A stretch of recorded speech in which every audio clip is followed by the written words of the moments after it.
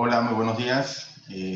Hoy vamos a hablar sobre la coinfección en la COVID-19, el uso de los antimicrobianos que se ha dado durante los primeros meses de identificado el virus y cuál ha sido el impacto que este ha tenido en la epidemiología hospitalaria. Específicamente vamos a ver unos informes de cómo ha sido el impacto del uso de los antimicrobianos durante este año del 2020. ¿Cómo fue el impacto que tuvo en la epidemiología del Hospital Guillermo Lourdes Sanestato, en la epidemiología hospitalaria? Pasamos a ver que fue el informe, un resumen de cómo se comportaron los casos desde que se identificara el primer caso de COVID en Panamá, y pues tuvo un ascenso dramático. Los primeros casos fue una época bastante crítica por el hecho de que no contábamos con un medicamento aprobado para poder tratar a estos pacientes. Por lo tanto, se comenzaron a utilizar muchos medicamentos que a lo largo del año pues fueron abandonándose por el que no tenían realmente un impacto en cuanto a mortalidad. Los antibióticos, desde el inicio de esta pandemia en Panamá, pues los antibióticos fueron incluidos por el riesgo o por la sospecha de que estos pacientes, cuando llegaran con una infección viral, con esta infección por SARS-CoV-2, tuvieran, aparte del virus, una bacteria o un agente micótico que causara este cuadro tan dramático y que llegaban con deterioro tan importante de la función pulmonar. No se lo achacábamos solamente al virus, sino que pensábamos que podían venir con otras bacterias, con otros microorganismos que eran los que realmente le causaban el problema respiratorio del paciente. Pero a lo largo de todo este año, del 2020 y a principios del 2021, con la información que se ha obtenido de los distintos estudios que se han realizado a nivel mundial, pues hemos visto que esta incidencia de coinfecciones y ese miedo o esa preocupación más bien que teníamos de que los pacientes pudieran llegar con infecciones era muy baja. El comportamiento que tuvimos desde el inicio de la pandemia fue que teníamos que dar algún tratamiento de forma empírica, teníamos que tratar infecciones que probablemente no teníamos forma en ese momento de identificar o que no podíamos identificar en ese momento porque estábamos más preocupados por el problema del virus y que lo que el SARS-CoV-2 estaba haciendo en el paciente, y dejamos de un lado lo que eran las otras bacterias o microorganismos micóticos que pudieran estar involucrados, pero que necesitábamos aislar. Entonces estos pacientes iniciábamos una terapia empírica, pero no lográbamos tener la evidencia realmente de que tuviera esa infección o esa coinfección, mejor dicho. Hay que dejar un punto muy claro. Cuando hablamos de coinfección, este paciente llegó al hospital con una infección por COVID, por SARS-CoV-2, y además tenía una infección, ya sea por algún agente bacteriano, micótico o por algún otro virus. Muy distinto a la sobreinfección, que es la que se da cuando un paciente ya está hospitalizado, si ya se le diagnosticó el COVID, que no se le había aislado ningún microorganismo al ingreso y que posteriormente comienzan a desarrollar infecciones durante la hospitalización. Estos pacientes caían en ventilación mecánica invasiva, ventilación no invasiva, quedaban con vasopresores, invadidos con catéteres. Estos pacientes, una larga estancia en el hospital provocaba que tuvieran mayor riesgo de desarrollar infecciones agregadas o sobreinfecciones bacterianas, que no es lo mismo decir que vino con esa infección de la comunidad y que venía con el COVID, además del COVID, la otra infección. Hay que tener bien claro esas dos definiciones y esa diferencia. Pero lo cierto, y volviendo al tema del antibiótico, es que ante esta preocupación de la coinfección bacteriana, pues se dio un uso indiscriminado de los antibióticos. Recordando que de los antibióticos, el uso de la citromicina es un antibiótico que utilizamos para neumonías de la comunidad junto con cefalosporinas. Y esto eran tratamiento empírico de ingreso casi que en todos los pacientes. Esto no fue una situación que se presentó solamente en Panamá, fue una situación que se presentó a nivel mundial. Y por eso el análisis que se hizo durante el 2020 y los reportes que hay ahora en el 2021, pues nos hacen ver que realmente esa preocupación que teníamos de coinfecciones se registraba en muy pocos pacientes y que no se justificó el uso indiscriminado que dimos de los antibióticos. Pero la realidad es esta, cuando llegaba el paciente, que nos llegaba en una primera fase, con un cuadro de tos, fiebre, disnea, con un cuadro de un shock séptico, o sea, llegaba taquicárdico, taquineico, hipotenso, ese cuadro y que nos orientaba, que era un cuadro respiratorio, obviamente, de vía respiratoria inferior, nosotros le iniciábamos cobertura con antibióticos. Y no me excluyo. Los pacientes inicialmente nosotros los veíamos en un estado muy grave, le comenzábamos los antibióticos empíricos, le dábamos soporte ventilatorio, porque no había más nada que darle, no había ningún medicamento. El plaquinol, la hidroxicloroquina, la citromicina, el remdesivir, el tocilizumab, fueron medicamentos que fueron apareciendo en el transcurso del año y que a posteriori se vio que realmente no tenían un gran impacto en cuanto a mortalidad. Por lo tanto, nosotros de ingreso teníamos estos pacientes con una cobertura antibiótica doble, porque la citromicina, a pesar de que tuvo su papel en la infección o la enfermedad por la COVID, se demostró que esto realmente no tenía ningún impacto en mortalidad y lejos de eso podría ejercer un mayor riesgo de, al combinarse con la hidroxicloroquina, trastornos cardíacos.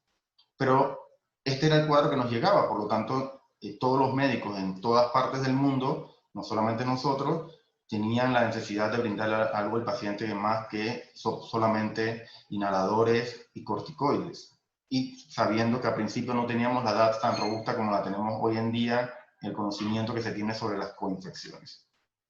Esto fue lo que se encontró en general. Las infecciones bacterianas se presentaron en 6.9% de los ingresos de los cuadros respiratorios causados por virus. Esto quizás fue una tasa muy variable, como lo dice la literatura ahora mismo, la Sociedad Americana de Enfermedades Infecciosas, donde la más alta que reportaban era una tasa del 50% de coinfecciones virales. ¿Qué es esto? Que un paciente que nos llegaba con un SARS-CoV-2 podría tener un rinovirus, podría tener una influenza, podría tener otro coronavirus y que fuera causante como a la par con el SARS-CoV-2 del cuadro respiratorio.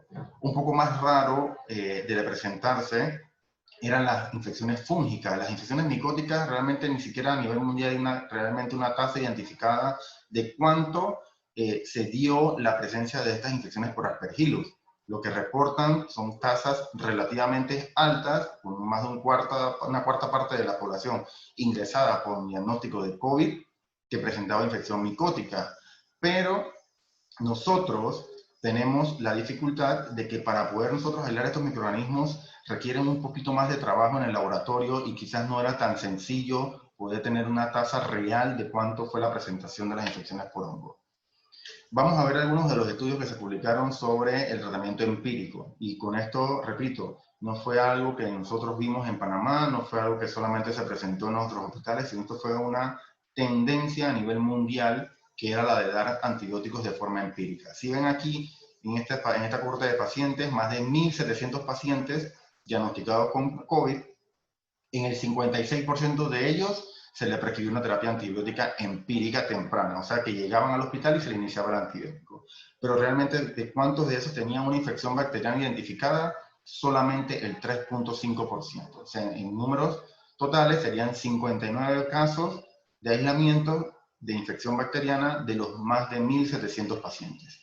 Si teníamos, en cuanto a identificación de hemocultivos positivos para una bacteria, una bacteremia, solamente se dio en el 1.8% de los casos como coinfección bacteriana y en 1.7% de los casos se podía aislar el patógeno respiratorio bacteriano. O sea que realmente fue unos datos bastante bajos de infección bacteriana en los pacientes ingresados por COVID. Si vemos acá en este metaanálisis, donde se agruparon más de 150 publicaciones entre diciembre del 2019 y mayo del 2020 de pacientes diagnosticados con COVID, se vio que en más de 35.000 pacientes que se lograron meter en este metaanálisis, o se lograron incluir una vez que se dieron todos los criterios de exclusión, pues más de 19.000 pacientes, eso representaba el 62% de los casos, recibieron al menos un agente antibiótico. Y cuando digo al menos, eso quiere decir que muchos de ellos recibían hasta 2 o 3 antibióticos. Por lo tanto, la prevalencia de prescripción de los antibióticos fue bastante alta, de un 74%.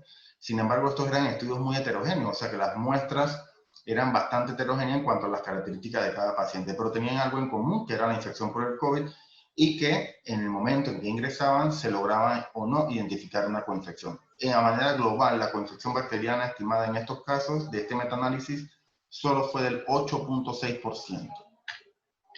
Si vemos acá, en este otro estudio, donde, como todos saben, en algún momento comenzamos a trabajar por la alta demanda de pacientes diagnosticados con la COVID, comenzamos a trabajar por grupos de trabajo, grupos de médicos, donde llegaban a una sala donde estaban encargados de X cantidad de pacientes con COVID. Por lo tanto, acá en esta corte de los pacientes, de los veteranos en Estados Unidos, ellos veían que estos pacientes, cuando el grupo a cargo de medicina interna y el grupo de cuidados críticos compararon las semanas del uso de antibiótico previo a los diagnósticos con COVID y también en aquellos grupos que no atendían pacientes con COVID. ¿Y qué vieron? Pues se demostró que el grupo que atendía pacientes con COVID utilizó mucho más antibiótico semana por semana que el grupo de médicos que no atendía a pacientes con COVID. Volvemos al tema, la gran incertidumbre que generaba el no tener un medicamento aprobado, un medicamento que pudiéramos decir le va a funcionar al paciente con este diagnóstico de COVID, hacía que nosotros tuviéramos una falsa seguridad de que darle un antibiótico a estos pacientes pudiera tener alguna mejoría. Aunque estos estudios eran de tipo retrospectivo, no dejan de tener su valor, porque realmente lo que demostraron esto es que el uso de antibióticos en los pacientes, en aquellos grupos de pacientes diagnosticados con COVID, por distintos grupos de médicos, era común. Acá, la prescripción, igual se demostró que la prescripción de antibióticos previo al COVID y posterior al COVID, durante el COVID, mejor dicho, se incrementó. Y este incremento realmente, si vemos hasta ahora, no tenía una mayor justificación. Podría ser que la gravedad de estos pacientes ameritaba una mayor atención, una mayor cobertura, pero con la incidencia o la prevalencia que teníamos de las coinfecciones bacterianas, que es realmente donde podrían tener algún papel estos antibióticos, no era alta. Sin embargo, si ven en este cuadro, el consumo que hubo por cada 1000 días de dosis de antibióticos, si lo comparaban entre 2015 y 2019, fue menor a la que se utilizó durante el 2020. Eso quiere decir que en el 2020, a nivel global, hubo un incremento importante en el uso de antibióticos. Traigo a colación el estudio que se realizó en Panamá, en el cual el hospital participó. Este fue un estudio multicéntrico, porque aquí también se logró demostrar el gran uso que se hizo, el uso excesivo que se hizo de los antibióticos cuando estábamos frente a una enfermedad completamente viral. La muestra que se incluyó en este estudio y que nosotros logramos analizar fue una muestra de más de 700 pacientes. Como les dije, fue un estudio multicéntrico en 7 hospitales de nuestro país, tanto hospitales de la Caja de Seguro Social como hospitales del Ministerio de Salud.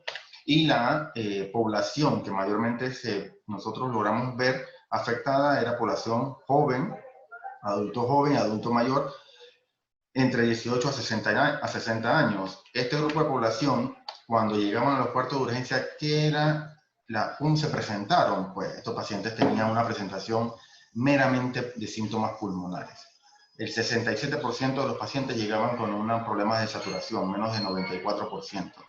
A esto le sumaba que llegaban taquipnéicos y con una baja saturación, pues era la mayor parte de los pacientes la que presentaba esto, y el principal dato que se pudo recoger de esto fue que ellos presentaban taquipnea y estaban hipoxémicos. Cuando veíamos, si buscábamos datos de que estos pacientes llegaban con shock séptico, no llegaban con fiebre, la mayoría no llegó con fiebre, ni tampoco llegó con presiones menores de 160. Por lo tanto, esto no podía ser tomado como que era una presentación bastante común entre los pacientes. Otro de los parámetros a tomar en cuenta, que era lo más básico, ¿no? El hemograma. ¿Y qué buscábamos en el hemograma? Si decíamos, para ver si es que llegaban con leucocitosis, y esto podría justificar un poco el uso de los antibióticos, pues solamente el 31% de ellos presentaba una leucocitosis mayor a 10.000, y en cuanto a neutrofilia, rondando el 40%. O sea que la mayoría de los pacientes realmente no llegaban ni con leucocitosis, ni con neutrofilia, al contrario del conteo de linfocitos, que linfocitos menores de 1500 sí se vio en un gran porcentaje de estos pacientes que rondaba el 67%. Los parámetros de marcadores inflamatorios reactantes de fase aguda que se utilizaron para los diagnósticos de la COVID, pues se incluyó la procalcitonina, pero realmente la procalcitonina, decir que podíamos tener una confianza de encontrar a un paciente que tuviera elevada la procalcitonina y a ese paciente iniciarle el antibiótico solamente, no era un parámetro que pudiéramos tomar en cuenta porque solamente el 29% de los pacientes presentaban una procalcitonina elevada. No así aquellos otros marcadores reactantes de fase aguda y marcadores inflamatorios como la interleuquina 6, el PCR, la proteína C reactiva, el fibrinógeno, que estos marcadores sí se encontraban en la mayoría de estos pacientes elevados. Ahora bien, si nosotros tenemos un paciente que nos llega con disnea, con taquipnea, desaturando, y ver esta radiografía, sinceramente serían pocos los que se atreverían a no ponerle por lo menos una cobertura empírica mínima de antibióticos. Creo que la mayoría estaría de acuerdo en ponerle antibióticos y eso fue lo que se hizo. Realmente eso fue lo que sucedió. El 89% de los pacientes que tenían documentada la radiografía, el 68% tenía un infiltrado bilateral. Si sumábamos el infiltrado bilateral y el infiltrado unilateral, pues teníamos un gran porcentaje de estos pacientes que pues sencillamente tenían infiltrado, tenían taquipnea, estaban desaturando y que nosotros, ante la duda y la gravedad del paciente, pues se le iniciaba el antibiótico. Si ven acá, esta fue la tabla de los pacientes en cuanto al uso de medicamentos y si vemos aquí la citromicina, que les mencionaba sobre que es un antibiótico que utilizamos como medicamentos para la neumonía adquirida en la comunidad, se utilizó muchísimo, o sea, más de la mitad de los pacientes, el 64% de los pacientes se utilizó la citromicina, pero este es el gran problema. Cuando venimos a evaluar cuánto de estos pacientes, tomando en cuenta que la procalcitonina no estaba elevada, la mayoría no llegaba con hemogramas de leucocitosis ni neutrofilia, sin embargo, el 71% de los pacientes tenían más de un antibiótico.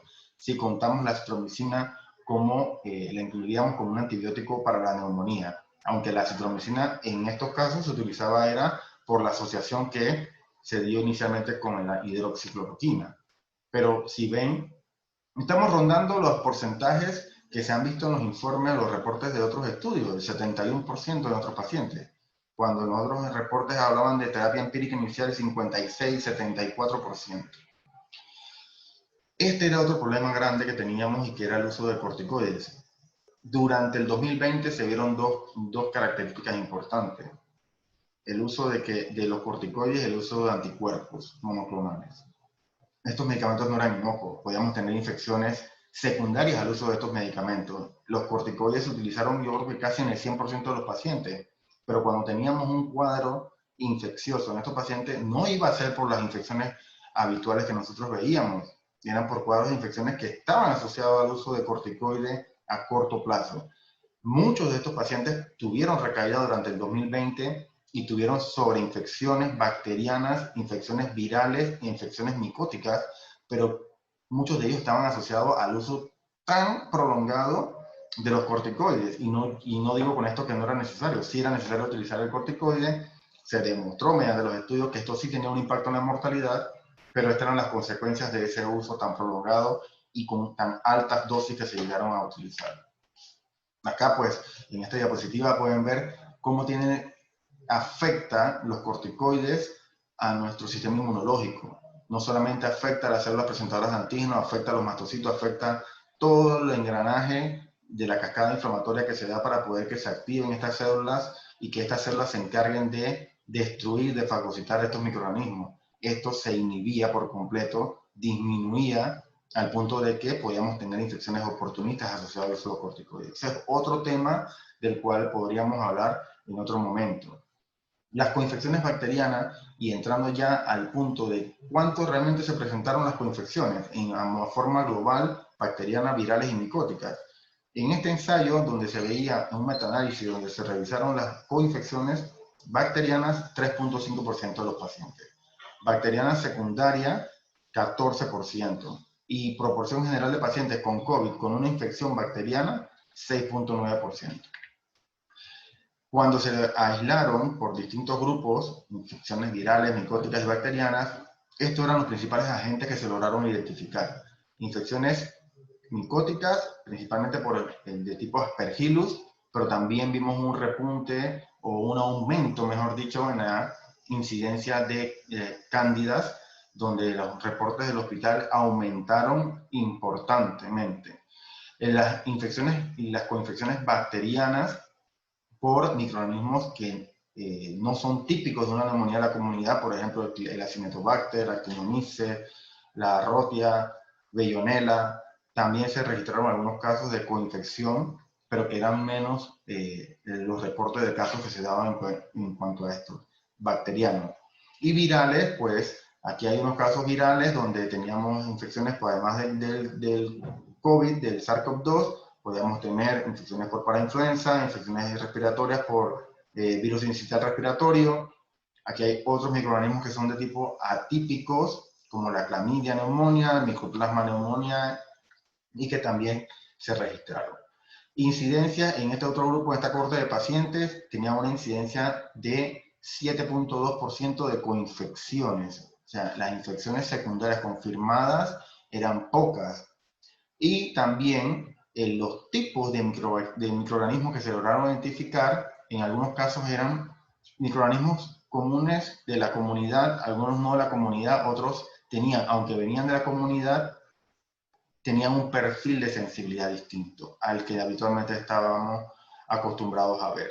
Estos eran los principales microorganismos que se lograron identificar, por lo menos en este estudio, y que sirven muchísimo para poder tener un norte de cuáles serían la cobertura que nosotros deberíamos darle a un paciente con una coinfección: el Streptococcus pneumoniae, los Staphylococcus, la Pseudomonas, la Escherichia coli y la Klebsiella pneumoniae.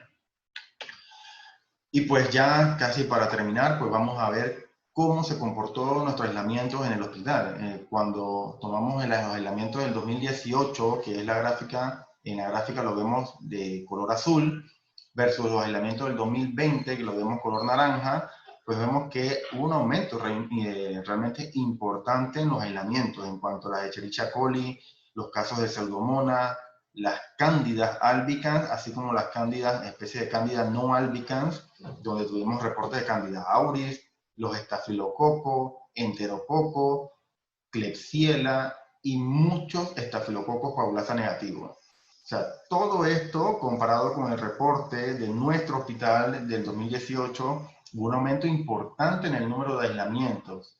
Si bien es cierto, no se aumentó tanto la toma de muestras, porque como les mencioné al inicio, hubo una gran debilidad que era en que estos pacientes llegaban y no se le pedían todo el proceso que se debe hacer de toma de cultivos adecuados, sino que estos cultivos se incrementaron casi que podrían ser en la misma cantidad de tomas de cultivos que teníamos en el 2018.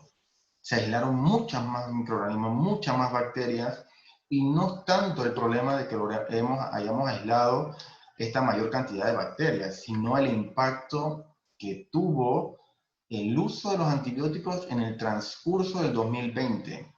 Esto es una comparación, solamente tomamos la Pseudomonas aeruginosa y comparamos su perfil de susceptibilidad del año 2018, lo comparamos con el del 2020. Y vimos aquí una situación bastante crítica, porque de por sí tenemos un perfil de susceptibilidad para la Pseudomonas en el grupo de los carbapenémicos bastante baja, pues en el 2020 disminuyó aún más la susceptibilidad. Esto es un punto crítico y muy importante a tomar en cuenta, porque los carbapenémicos se utilizaron muchísimo durante el 2020 en producto de los diagnósticos de COVID. No hubo justificación, no hay justificación, ya ahora sí lo sabemos, tenemos los datos, no hay justificación para haber utilizado un carbapenémico de entrada en un paciente con diagnóstico de COVID. No debería ser, no se debería justificar que en el transcurso de la hospitalización de ese paciente, si sabemos que la infección por la COVID, por el SARS-CoV-2, es el causante de todo su cuadro respiratorio, agregar un antibiótico no iba a mejorar el pronóstico. Al contrario, lo que ahora tenemos es un gran problema, porque estos perfiles de susceptibilidad tenemos muy disminuido. Por lo tanto, en nuestro hospital, en el Hospital Irma Lourdes Sanetato, los perfiles de susceptibilidad antiseudomónicos para el grupo de carbapenémicos no sería la primera opción. Tenemos otras opciones como los aminoglucósidos, pero que ya aquí entonces entraría a evaluar integralmente el paciente y ver por efectos adversos del medicamento, función renal, función del oído. O sea, tendríamos que evaluar mucho más y sobrepesar los efectos adversos que estos puedan tener para ver los beneficios reales que podríamos obtener con estos usos de estos medicamentos. Cosa que no teníamos que estar pensando si tuviéramos opciones como penicilinas antiseudomónicas con una buena sensibilidad, pero tenemos cefepime, ceftazidima con una susceptibilidad del 53%. Esto es 50-50 prácticamente, el 50% de que le pueda funcionar y 50% de que no le funcione las cefalosporinas antiseudomónicas. Entonces, cuando tenemos un paciente de forma empírica iniciarle un antiseudomónico, estas opciones están bastante limitadas. Esto fue producto que durante el 2020 tuvimos bastante uso de antibióticos de amplio espectro. Y por eso, para ya finalizar, pues yo hago mucho énfasis en que los programas de control de antibióticos no buscan quitar los antibióticos y restringirlos al uso de una sola especialidad, sino optimizar su uso, mejorar los resultados en los pacientes. Ya sabemos con esta data robusta que tenemos de los ensayos y los estudios que se han llevado a cabo a nivel mundial, que los pacientes con coinfecciones es bastante bajo y no justificaría iniciar de entrada con un antibiótico en pacientes que tienen un diagnóstico de la COVID, que sabemos que es completamente algo viral. No existe un antiviral que tenga realmente un impacto importante en cuanto a mortalidad, por lo tanto nos quedaríamos con la parte de soporte.